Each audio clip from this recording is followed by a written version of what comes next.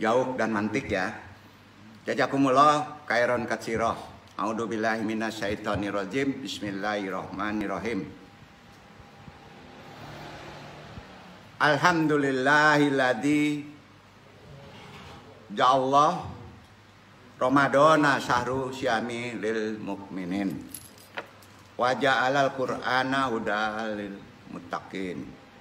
Asyhadu an la ilaha illallah wahdahu la syarikalah al malikul haqqul mubin wa asyhadu anna muhammadan abduhu wa rasuluh asyadiqul wa adil amin. Allahumma wa salim wa barik wa ala sayyidina wa maulana Muhammadin afdoli khalqi ajmain wa ala alihi wa tabi ajmain wa ma tabi'ahum bi ahsanin illa yaumidin. Subhanalana ilmalana illa ma alamtana innaka antal alimul hakim. Innal hamdalillahi nahmaduhu wa nasta'inuhu wa nastaghfiruhu wa na'udzu billahi min syururi anfusina wa min sa'atina amalina. Man jadilallah fala mudhillalah wa man yudlil fala hadiyalah. Wa asyhadu alla ilaha illallah wahdahu la syarikalah wa asyhadu anna muhammadan abduhu wa rasuluhu la nabiyya ba'da. Doa kita, Rabbi sari wa yassir amri wa qul udatam lisani yafqahu qawli. Ya Allah, mudah-mudahan pentaklim juga yang ditaklimi dilancarkan semuanya urusannya. Alhamdulillahirabbil alamin. Wajali wajiro min ahli yang hadir Rabbana taqabbainana wa bainana qaumina bihaiki wa anta khairul fatikin. Allahumma innaka ahuwwum karim tuhibul afwa wa ana ya karim. Amma ba'du. Syahadatul masyayikh, para ikhwan jamaah wabil khusus ya jamaah rahimakumullah nan dimuliakan Allah. Berniat berdoa kita untuk puasa besok untuk menyamainya balik jahar saja karena tarbiyah. Nawaitu syamagadin an adai fardi syahri Ramadana hadisanati lillahi ta'ala. Doa puasa kita langsung doakan balik. Bismillahirrahmanirrahim. Allahumma arjukni fihi ta'atal kasyin wasyarofihi syadri bi inabitil mukbitin bi amanika ya amana qaifin. Ya Allah, mohon anugerahkan kepadaku di bulan ini dengan ketaatan orang-orang yang khusyuk, serta lapangkanlah dadaku, dan dengan taubat orang-orang yang rendah diri, dengan kekuatanmu wahai tempat berlindung bagi orang-orang yang ketakutan. Alhamdulillahirabbil alamin. Sekali lagi, kondisi saat kita kodrat zamannya harus berani berubah ya, terkait kaji kapatang ya. Paksa kita berubah yang lebih baik. Perubahan itu bukan dalam tingkah akhlakul karimah saja menjadi baik ya, tapi juga termasuk pola berpikir kita berubah. Setuju ya? Apa? Pola berpikir kita berubah. Mau nggak nih? Andung set pola berpikir kita berubah. Andung tidak mengajari doktrin. Ya, di Islam tidak ada pemaksaan berpikir, tapi berpikir secara mantik Islam itu harus sesuai dengan sunnah dan sesuai dengan Al-Quran. Gimana? Dan itu berfaedah dan penuh berkah.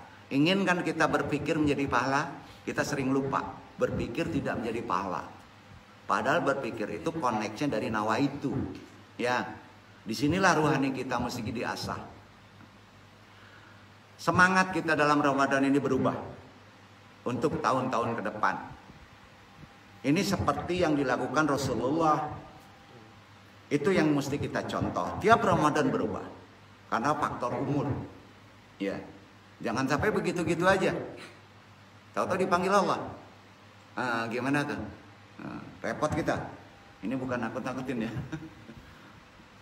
Ingat, yang dekat itu apa, Pak? Mati. Untuk ukuran kita dekat bener mati. Ya, yang dekat itu mati. Bukan yang dekat itu nikah, Pak. Nggak ada itu. Ya. Bukan yang dekat itu kaya. Bukan yang dekat itu pengen jabatan. Bukan yang dekat itu ingin selesai. Tolong pikirkan terus. Yang dekat itu yang mengincar kita terus menerus adalah mati. Kata Nabi, itulah orang yang cerdas. Setuju nggak tuh? Itu yang cerdas. Wah, nggak enak ngaji madu, mau sering ingat mati. Jikrul maut itu ingat Allah, bahwa kita akan dipanggil. Nggak akan kalah Allah. Mau ngapain antum? Kalau waktunya datang, diri ketawa-ketawa is dead. Ayo, setuju nggak? Cerdas kan kita? Jadi yang kita mesti persiapkan apa sekarang? Maut. Betul Ikhwan Fadli? Iya. Karir nomor 100 deh. Ingat itu dulu. Maka semua urusan selesai. Faktor lama waktu, panjang umur, yang penting biar pendek manfaat. Itu yang paling penting, ukuran Islam begitu. Apalagi di bulan Ramadan ini. Sayangnya ilmu Ramadan sering tidak membahas perkara maut. Jarang. Gembira aja, babuko, senang-senang, karayo, lupa aja mati. Padahal di Ramadan itu perlu juga kita menyeting perkara maut. Ya. Supaya kita bisa menjadi manusia maju. Kalau ingin kita berhasil, kecerdasan secara Islami, secara sunnah harus kita ikuti. Kata Nabi, cerdas itu ingat mati. Ya. Jadi kecerdasan manusia pengen jadi orang maju itu tergantung pada manusianya. Ya. Betul kan? Cara kita men-setting pola berpikir kita. Oleh karena itu prioritaskan dulu membangun sumber pola pikir kita yang benar secara Islami. Para filsuf muslim, orang yang mendalami ilmu logika muslim, menyimpulkan begini: cinta dunia dan benci kematian itu adalah penyakit kronis yang disebabkan oleh dorongan jiwa dan syahwat, yang mendorong jiwa dan syahwat. Suatu penyakit dengan penderitaan yang paling banyak di atas dunia zaman sekarang. Cinta dunia, takut mati. Seulama-ulama orang pasti itu kalau ditanya. Jujur kita ya, termasuk yang duduk. Kodrati, kita takut mati kodrat. Jadi kalau amu ndak takut mati, kue Islam menungci kue mah. Bohong tuh. Seberani-berani orang perang misalnya ke Papua, tetap takut mati, betul kan? Tetap. Jadi jujur. Ya. Kenapa sebab takut mati? Kurangi supaya kita cerdas. Ya. Filsuf begitu mendefinisikannya. Abu Bakar Ar-Razi, filsafat Muslim, untuk orang-orang yang mendalami ilmu filsafat tahu ini, terkenal dengan bukunya Al-Tib Al-Ruhani. Mencatat bahwa di antara hal yang membuat jiwa melantur, mendorongnya kepada berbagai pertarungan yang merugikan dan syahwat yang tercela adalah, ada yang tahu? Panjang angan-angan. Apa? Panjang pangana. Sudah itu lupa akan kematian. Itu bukunya ada itu.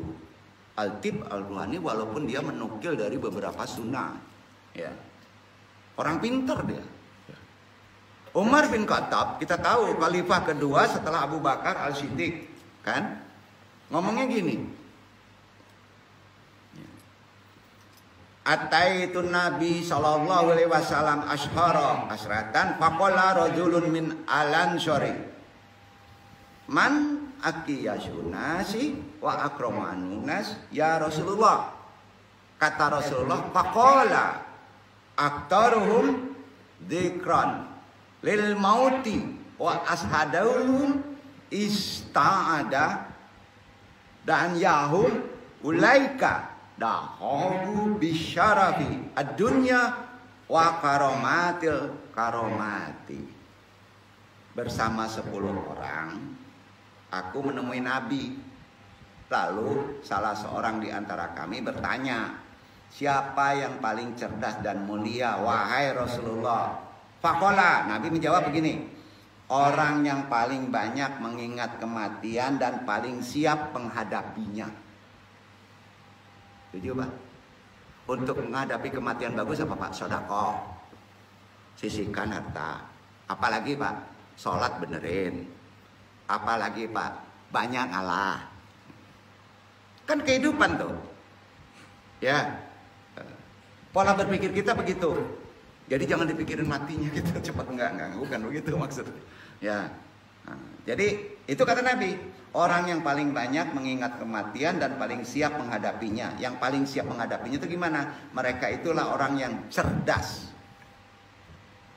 Mereka pergi dengan membawa kemuliaan dunia dan kehormatan akhirat.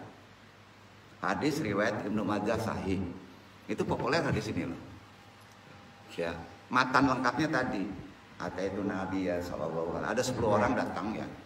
Nah, waktu itu salah satunya sahabat Umar bin Khattab ya, dengan 10 orang sahabatnya bertanya kepada Nabi. Itulah orang yang cerdas adalah orang yang tadi disebut ingat kematian, sudah itu mempersiapkan kehidupannya untuk kematian. Salman Al-Farisi pernah dengar mungkin ya. Seorang sahabat Nabi dari tanah Persia. Ya. Ngomongnya gini, ada 3 hal yang membuatku heran hingga membuatku tertawa oleh orang-orang zaman dia. Itu udah termasuk orang-orang modern ya, menurut dia ya. Omongan pertamanya begini, ada 3 kan. Anas suladinna yahlumuna bil alamin andama yulahiku mautu. Orang yang mengangankan dunia padahal kematian tengah memburunya. Dia tertawa itu. Sekarang kan aneh Pak. Awa ala bungku lah, labaun tanah masih mengajak-ajak dunia. Ya enggak. Dan kedua, al-asqatun mulmauna ala rohmi min annahu lam yatim manisyahunu abadan. Orang yang lalai padahal ia tidak pernah dilupakannya. Ya, lalai sama Allah nggak pernah dilupakan, tapi kita lalai. Yang ketiga, alladzi yad'u min kulli fami fahuwa la yarifu al huwa alladzi yudiru ghadaballah amla. Orang yang tertawa sepenuh mulutnya sementara ia tidak mengetahui apakah ia membuat murka Tuhannya. Jadi Pak, ngakak dia. Ya. Sementara itu ada 3 hal yang membuatnya sedih. Salman Al-Farisi tadi tertawa dia, lalai kebanyakannya kan. Yang membuat sedih. Nah, pertama, perpisahanku dengan kekasih Nabi Muhammad SAW. Pada zaman itu masih ketemu dia setelah meninggal. Itu yang membuat dia sedih. Yang kedua, dahsyatnya hari kiamat. Dan yang ketiga, berdiri di hadapannya sementara aku tidak tahu apakah aku diperintahkan ke surga atau neraka. Kita nggak tahu. Udah dekat dengan Tuhan, tapi kita nggak tahu juga apakah kita ke neraka atau ke surga. Itu yang paling sedih. Ahli filsafat berkata begitu. Umar bin Abdul Aziz yang kemarin lagi dikenal sebagai khalifah kelima setelah Al-Khulafa Ar-Rasyidin karena keadilan dan kesalehannya. Khalifah Umar bin Abdul Aziz ini dikenang karena jasanya mengumpulkan hadis Nabi dan gemar sekali mengumpulkan ahlul fikih. Dia hobi mengumpulkan orang-orang yang jago fikih. Pada masa pemerintahannya untuk bersama-sama diajak sama beliau karena beliau khalifah, dia nurutkan ahli fikih untuk tazkiyatun nafs, selalu mensucikan hati. Amalannya apa yang dilakukan beliau? Yang digunakan sang khalifah adalah dengan mengajak para peserta melalui pengajiannya, ribatnya zikrul al-maut, melakukan zikir mati. Sudah itu mengingat hari kiamat. Zikrul yaumal kiamah. Jadi ada amalan. Zikrul maut, zikrul al-kiamah. Setelah saling berekstrospeksi, mengintrospeksi antara dia ekstro keluar, ya ahli fuqaha ini, ahli fikih, mereka kemudian pada menangis karena ada munajat seolah-olah di hadapan mereka ada jenazah terbaring kaku siap menghadiri pengadilan Allah Subhanahu wa taala. Begitu juga Umar bin Abdul Aziz menangis setelah mendengar nasihat seorang ulama tentang kematian. Kita pede, Pak. Berarti kita tidak ada rasa. Karena tidak dekat dengan Allah, intinya itu. Demikian sebuah riwayat ya menuturkan karena kecenderungannya ini Umar itu sangat dihargai dan dihormati ketaatannya. Jadi ingat mati itu pintar kita dan dihormati. Ya. Kita bahas kok jadi kematian ya? Enggak, ini kaitannya ada. Ya, ada kaitannya. Anda ingatkan dulu kan, karena tarbiyah yang baik adalah kematian. Ya. Kematian kan adalah keniscayaan, Pak. Pasti. Tidak satu jiwa pun mampu menghindarinya. Setuju nggak nih? Yang pasti itu kaya atau dapat istri. Belum tentu. Bisa aja seumur hidup jomblo. Yang pasti adalah mati. Jadi mikirin untuk dapat istri dulu atau mikirin mati dulu yang pintar. Mikir mati. Nanti Tuhan kasihan, udahlah kasihan nih, nanti kita kasih istri yang cantik. Itu kan benar tuh. Ya enggak? Jadi skala prioritas yang dipikirin apa? Tuh. Kematian, manfaatnya ada. Nggak enak ngaji mandung ya. Nggak, bukan menyeramkan ya gitu. Kecuali kalau anak kata itu jiwanya masih dalam rangka, Pak. Pas ada kematian lari ya. Ini betul kan? Beda lagi. Jadi keniscayaan, kecerdasan. Jadi tidak satupun jiwa pun yang menghindarinya. Kalau datang ya datang. Sedikit sekali yang mau menerimanya. Makanya pas ngaji perkara maut, jarang orang yang menerimanya. Kita harus jujur loh. Ya. Semua orang merasa sangat berat meninggalkan hidup ini. Itu aja. Itu aja. Kita kurangi volumenya itu kan. Semua pasti berkata dalam hatinya. Khairil Anwar tahu, Pak. Sastrawan Indonesia ya. Populer kan. Apa ngomongnya? Aku ingin hidup 1000 tahun lagi. Kan intinya dia takut mati. Sastranya kayak gitu. Betul kan? Nah, sekarang kalau Anda nanya interaksi dalam kaji ini. Iwan siap mati. Udah siap belum? Hah? Itu sama pertanyaannya Iwan siap nggak nikah? Sama. Tapi bahasanya kematian. Kalau Iwan belum siap mati, berarti lama juga dapat nikah. Itu maksudnya. Itu yang cerdas. Kira-kira paham ya? Konsepnya mana? Itu konsep berpikir pola rohani. Robah doktrin kita. Jadi minta ke Allah gimana? Jangan minta istri kecil. Minta siap kalau kita dihadapi kematian. Dikasih istri 10. Lah, kok jadi susah nih pola pikirnya. Ya, berdoa itu harus cerdas. Paham ya? Pengen mobil ternyata harus ingat kematian. Jadi enggak, yang buat susah itu detail. Betul enggak? Yang membuat susah itu ternyata detail. Allah tidak minta itu. Betul? Karena Allah sudah membaca hati orang itu kan. Udahlah, jangan minta detail ya. Nah, nanti ditulis mobil ini, kalau punya mobil satu tulisin nih. Lamborghini. Nanti kalau udah terlalu banyak dapat Lamborghini. Lamborghila nanti tuh. Nggak gitu, Pak. Jadi jangan didoktrin dulu ke faktor-faktor yang banyak gitu. Ya. Jadi aku ingin hidup 1000 tahun lagi udah terbaca tuh. Ada sisi lain yang ditakuti ya. Wajar kalau diandung aja. Allah Subhanahu wa taala karenanya berfirman. Yang menggambarkan firman ini harus dipahami keengganan manusia terhadap kematian. Takutnya manusia terhadap kematian, seolah-olah ingin kekal hidup dunia. Al-Baqarah 96. Ilmu panjang umur, silakan baca ikhwan. Al-Baqarah 96.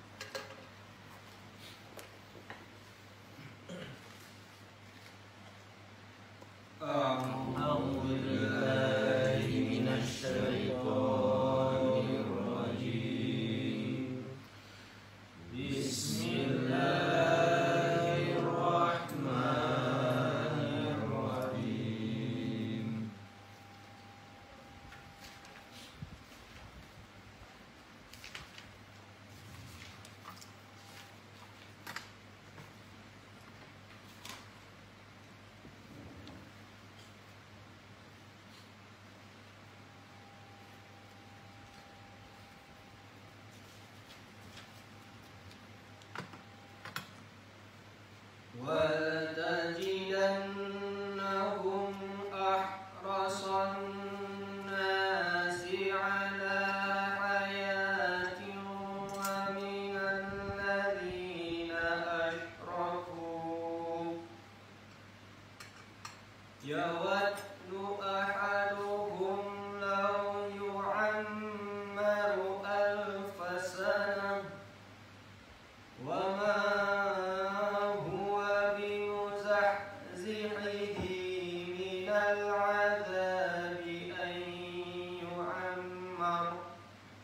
Wallahu basirun bima ya'malun. Dan sungguh kamu akan mendapati mereka manusia yang paling lomba kepada kehidupan di dunia, bahkan lebih lomba lagi dari orang-orang musyrik. Masing-masing mereka ingin agar diberi umur 1000 tahun. Padahal umur panjang itu sekali-kali tidak akan menjauhkannya dari siksa. Allah Maha mengetahui apa yang mereka kerjakan. Subhanallah, firman Allah ini benar ya. Jadi umur panjang tidak ukuran kita bisa berubah untuk masuk surga.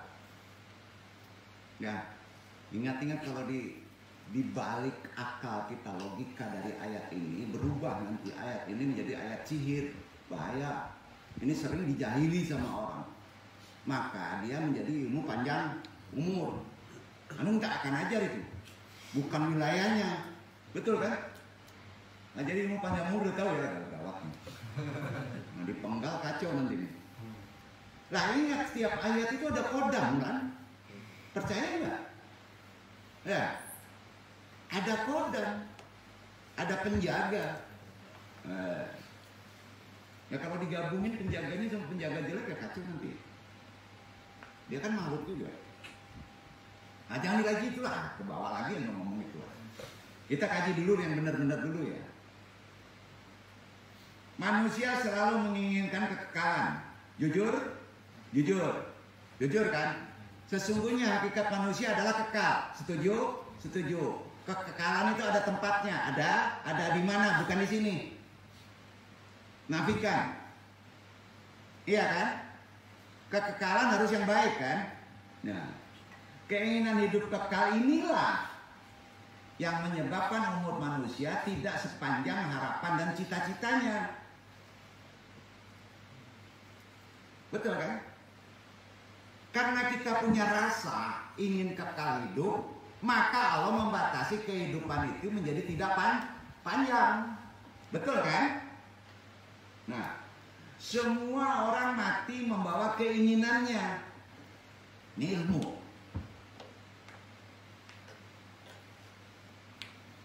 Kalau antum janganlah minta umur panjang dunia ya. Takut mati panjang dunia. Ya. Kan ada doa ingin panjang umur. Kalau kita berdoa ingin panjang umur, kayaknya kita masih dangkal benar makrifat kita. Kan takdir bisa dirubah dengan doa, boleh? Nah, kan berdebat lagi ayat itu. Ya kan? Itu mantik nanti masuk.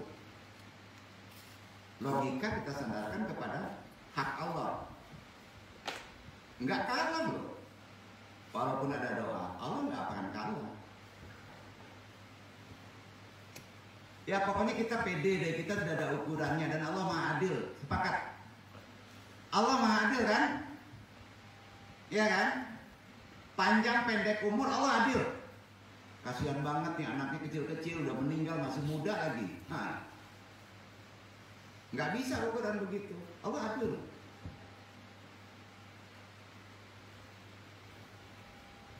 Semua orang mati membawa keinginannya karena keinginannya manusia tidak pernah berakhir. Keinginan itu nggak pernah berakhir selama masih ada nyawa. Kalau ini terpenuhi muncul yang lain kan, loba yang lebih mendesak. Ingat, kalau loba munculnya lebih mendesak. Itu konsep keseimbangan. Itu maknanya. Yes. Jangan terlampau, maka dia akan mendesak. Keinginan hidup inilah yang digunakan oleh Buddha Kito, Dablis, Buddha Iblis, ya, menipu Adam dan pasangannya, ya, sehingga mereka berdua memakan buah kuldi. Jadi kuldi itu apa secara bahasa filsafat? Pohon kekekalan. Apa namanya? Pohon kekekalan yang diingini. Masuk iblis itu. Sekarang dia cerdas. Ternyata kekal kita bukan di sini. Makanya ada ungkapan orang Barat. Orang Barat kan ahli berpikir mantik awalnya kan. Sastranya bagus, maknawinya bagus. Apa kata orang Barat? Orang Arab. Kuluma labudaan yadut taqoribun. Segala sesuatu yang pasti akan terjadi berarti dekat. Segala yang pasti akan terjadi itu artinya dekat. Yang pasti itu dapat istri atau mati, kaya atau mati. Kaya belum pasti, miskin belum pasti, dapat istri belum pasti. Yang pasti adalah mati. Itu dekat. Kalau kita korelasikan dengan ayat tadi, maka itu benar. Yang pasti itu dekat. Ngerinya hidup kita. Kita punya akidah gini. Kita nggak ateis kan? Mati itu pasti. Cerdaslah. Yang pasti itu kata Al-Quran adalah dekat. Kok ngaji kayak gini ya? Ngeri kan? Enggak. Anda motivasi pola berpikir kita secara benar. Ya, jangan kebablasan nanti. Kematian adalah suatu kepastian, maka mati adalah dekat. Itu curayan tafsirnya.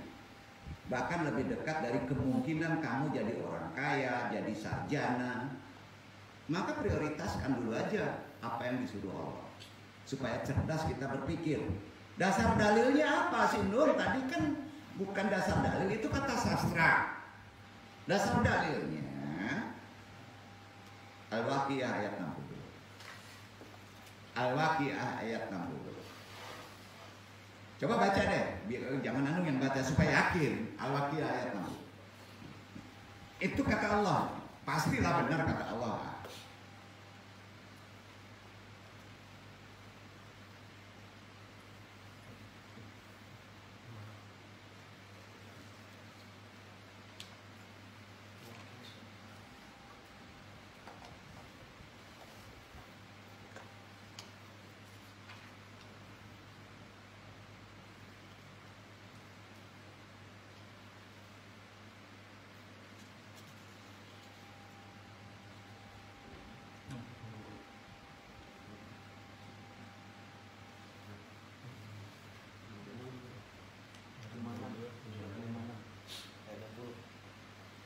Nahnu qaddarna bainakumul mauta wa ma nahnu bimasbuqin.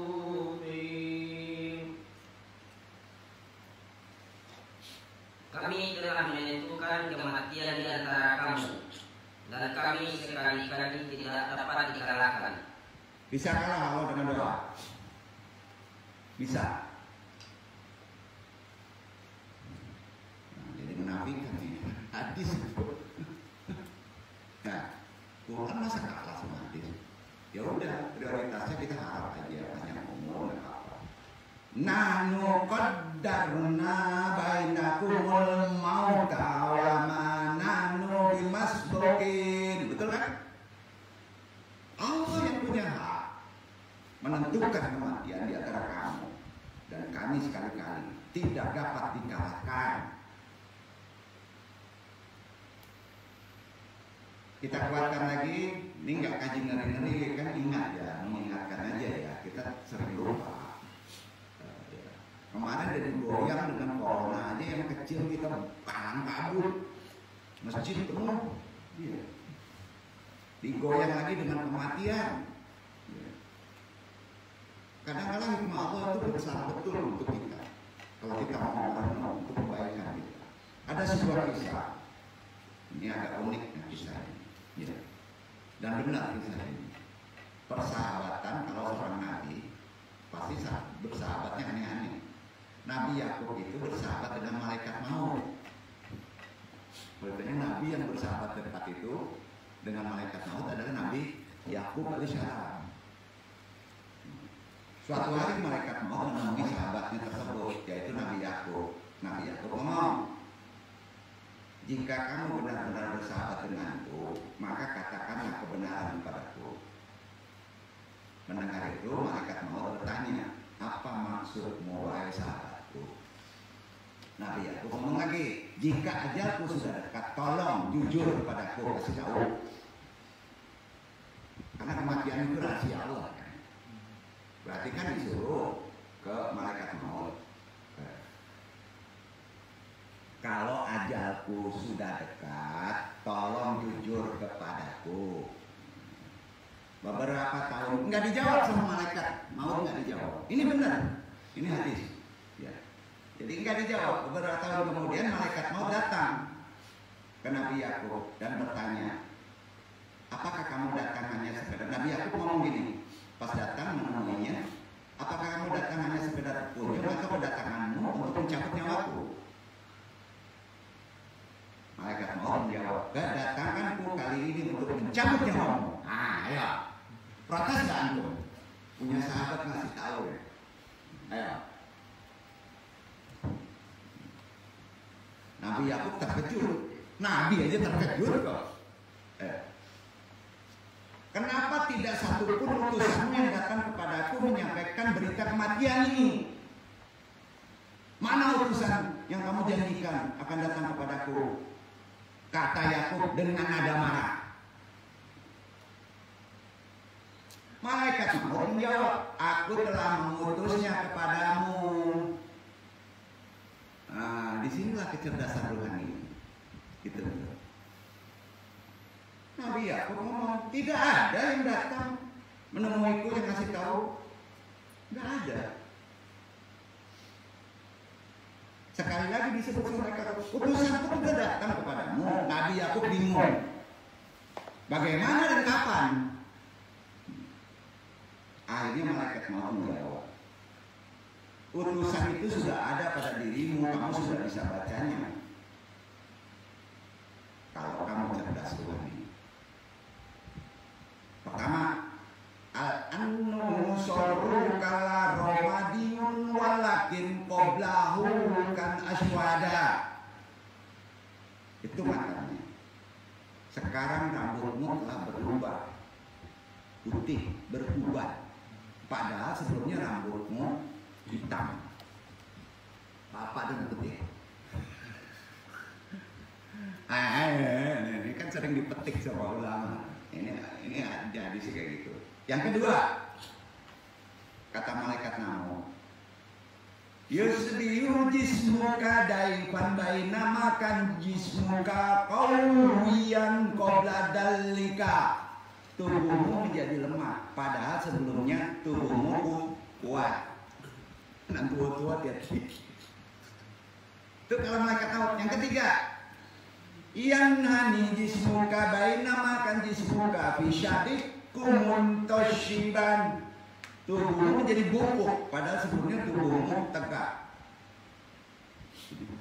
Itu yang datang kepada kamu. Nah itu makanya bingung nih, udah putih, udah reot, ya, udah gempor, masih mikirin bisnis, kacau nih. Ayo. Jadi terkait judul kaji kita, interaksi aja ya, karena kajinya supaya gampang, karena terkait dengan pengingatan alaqul qarimah, ya, bukan nggak tahu, tapi yang lebih detail kita mesti pahami konteks hidup kita ini ke depan harus cerdas. Ternyata singkat aja cerdas itu jangan melupakan kematian, walaupun kita lepas dari ini bisa lupa pula kematian. Normal aja setidaknya kalau kita diungkit sama Allah. Pangkal awal kita masuk pintar itu, ingat hidup kita tidak kekal di sini, ya. Izinkan pentali namun ini bertanya, manakah yang harus didahulukan dalam ajaran Islam, logika atau rasa? Jawab. Ayo. Zaman sekarang ini, mana dulu dalam ajaran Islam? Logika atau rasa? Anu nggak menafikan syariat? Tidak. Kamu enak interaksi. Mana yang lebih dulu? Logika atau rasa? Takut jawabnya. Sebelum menjawab, ada permasalahan yang mesti kita sampaikan secara thalibul ilmi. Orang dalam beragama yang membawa mereka ke jalan kemurtadan, jadi murtad, tidak sedikit di antara mereka adalah, maaf ya, insan akademis, orang yang kuat berpikirnya. Setuju? Tersinggung nggak? Kalau tersinggung pulang aja. Maaf ya, banyak maaf ya. Umumnya bukan orang yang bodoh, orang yang tidak, insan akademis, yang kuat kali berpikir, pintar. Dan juga ada di antara mereka orang-orang yang tidak memiliki pemahaman cukup mengenai ajaran Islam sehingga gampang dipengaruhi. Yang kalau nggak cukup dengan ajaran Islam itu mudah terpengaruh. Tapi orang yang cerdas itu mudah sekali tergelincir. Orang yang biasa saja kalau nggak kuat dalam agama itu hanya mudah dipengaruhi. Kalau yang mempengaruhi baik pasti dia juga baik. Ya, itu bahayanya. Ya. Permasalahan yang biasanya menghampiri insan akademis itu, nasihat Andong ya, adalah terlalu kritis. Orang yang pintar kan kritis. Kritis dalam berpikir tentang keberadaan Allah. Jujur? Jadi nggak boleh kritis keberadaan Allah. Itu nasihat Nabi. Jangan terlalu kritis. Hati-hati orang tasawuf. Ada batasan tempatnya. Dan biasanya pertanyaan yang menghantui kepala orang yang cerdas adalah bukti adanya Allah. Setuju? Makanya ada ateis. Orang ateis itu nggak bodoh loh. Pintar-pintar. Minta bukti adanya Allah. Di mana tempat Allah ujungnya gitu. Apa gunanya menyembah Allah? Kan gitu. Itu kritis. Dan lain-lain banyak, nggak perlu kita bahas. Nah, hal ini dipicu oleh apa? Oleh pemahamannya yang mendalam mengenai filsafat. Ayo jujur kan? Yang nantinya akan meningkatkan daya pikir kritis mereka akan sesuatu hal. Karena itu, kalau kita mempelajari sebuah ilmu, ya, perhatikan kaidah dan petunjuk dalam hal agama Islam. Ya. Mana batasannya? Mana lampu kuning? Mana lampu merah? Ya. Mana lampu hijau? Nah, disinilah orang-orang akademis kurang lupa kontrol. Boleh nggak Andung ngomong kayak gini, Ikhwan Fauzi? Boleh ya. Jadi Andung kan hanya mengingatkan, tolong ingat batasannya ya. Kecerdasan itu tahu batasan.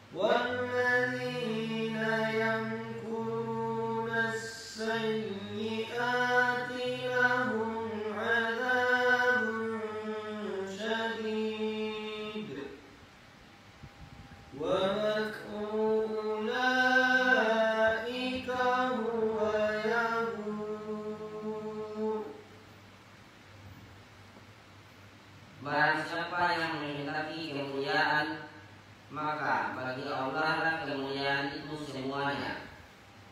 Kepadanya lah naik perkataan-perkataan yang baik dan amal yang soleh dinaikkannya.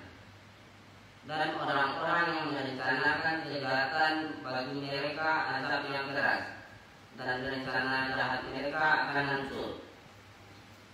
Kalau kita mau merenungkan firman ini kan sasarannya ke amal, bukan berpikir. Akan naik perkataan baik itu dari Al-Quran. Kita tidak akan mendapatkan bahasa Quran yang benar kalau amal kita nggak benar. Jadi gimana pola berpikir kita? Berakhlak baik, maka kita ketemu perkataan yang baik dari Al-Quran untuk menghujah pola berpikir kita yang terbatas. Ayo, paham nggak nih? Susah nggak nih bahasanya Ustaz? Enggak ya? Bisa ya? Sandaran dalilnya itu. Ya. Jadi gini, berakhlak baik, bersihkan Quran, bersihkan diri, baca Quran. Baca aja dulu kalau kita belum ketemu. Kalau ada hujah baik itu fikih, maka kita akan ketemu naik amalan perkataan yang benar dari Kitabullah. Jadi Kitabullah itu kan luas Pak maknanya. Duduk nggak? Ada aja yang ngarahin. Yang duduk nggak ahli agama, tukang mutak-mutik listrik, nggak duduk pesantren tahunan, nggak jebolan al-ajar. Masya Allah. Pokoknya buat baik, bukan arti yang duduk ini baik. Nggak ada yang baik, yang mulia itu hanya Allah. Sandarin akidahnya gitu, tawakalnya gitu. Itu yang cerdas. Itu kalau terbandingkan, jadi faktor kecerdasan itu ternyata lebih cenderung bukan berpikir. Anakul karimah. Ya, ini kan kita sandarkan kepada anak yatim, prospek amalannya, iya kan? Di mana kita bisa membantu, maka kita akan ketemu makna-makna hujah yang benar menurut korelasi dasar Al-Quran. Gitu aja deh, gitu ya. Nggak usah dibuat pusing. Ya. Juga firman Allah di Toha itu sandaran kedua ya. Surat 20 ayat 5 Anung yang baca ya. Kalau yang pendek Anung yang baca ya. Pendek. Ya. Toha. Ar-Rahmanu 'alal arsy istawa. Yang Maha Pemurah yang bersemayam di atas aras. Sekarang tanya. Apakah Allah begitu? Enggak. Ini kaitannya dengan ilmu. Yang menguasai ilmu itu hanya Allah. Paling tinggi, duduk nggak? Itu maknanya. Dalam penafian, terutama dalam sifat Allah Subhanahu wa Ta'ala, Allah berfirman dalam penafiannya, meniadakan ya, itu arti penafiannya. Allah Subhanahu wa Ta'ala berfirman, Asy-Syura surat 42 ayat 11. Coba baca. Coba baca.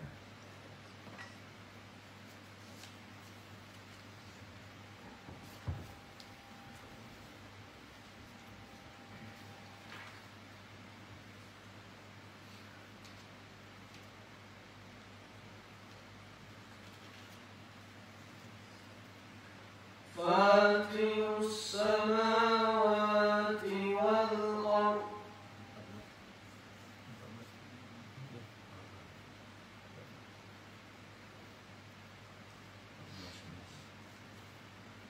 ja'ala lakum min anfusikum azwajan wa minal an'ami azwajan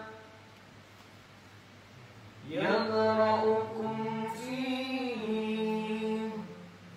laisa kamitslihi syai' wa huwas sami'ul basir.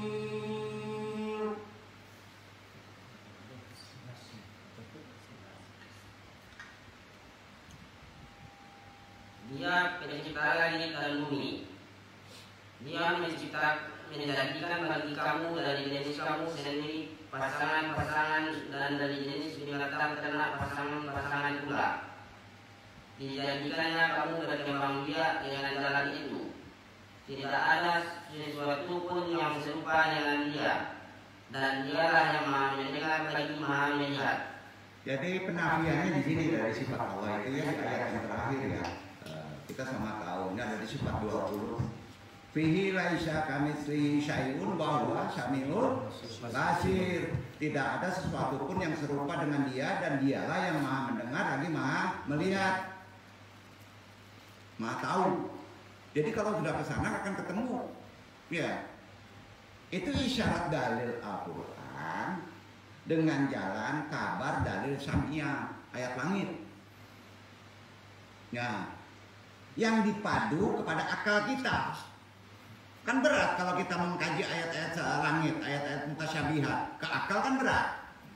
Kalau kita akhlaknya baik, kita akan tahu. Akan bisa mengucapkan hujah. Maka petunjuk Al-Quran secara bukti akal juga menunjukkan mengarah kepada hal itu sehingga merupakan dalil sam'i dan akliyah. Itulah keistimewaan Quran. Kita dicerdaskan dengan amal kita. Maka kita otomatis cerdas sendiri. Sehingga orang yang alim akan disebut alim Quran. Adalah orang yang kokoh sekali dengan ilmu. Disebutlah berubah namanya. Rasyikun fil ilmi. Antum harus rasyikun fil ilmi. Ayat langit pun bisa masuk kepada ayat mantik. Filsafat. Disinilah ulama jarang. Ayo, kaji pas nur hakikat Muhammad, pas diakalkan bercakap orang kan? Ayo, gimana tuh? Setuju nggak deh?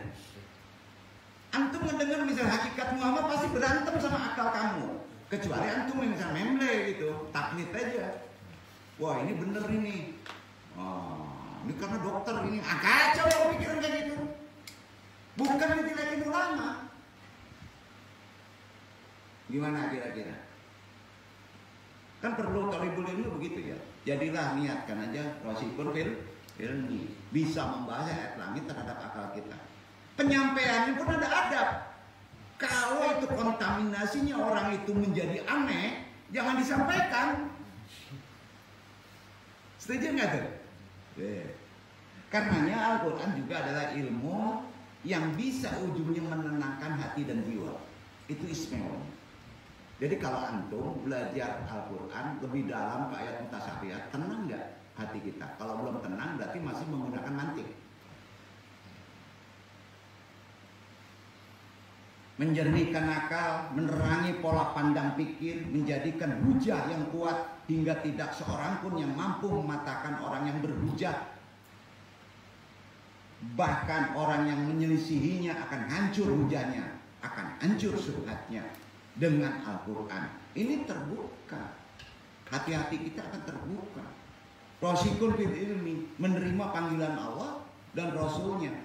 Akan tetapi ahli ilmu ini makin akhir zaman makin kurang karena Allah berkehendak sering menyembunyikannya. Dalil-dalil Quran yang logis sebenarnya logis, pasti dan kuat tidak akan bisa dimasukkan syubhat yang tidak relatif, absolut, serta hati tidak akan berpaling darinya setelah memahaminya. Yakin gak tuh? Itulah season pertama yang dibahas. Masuk ke season kedua ya.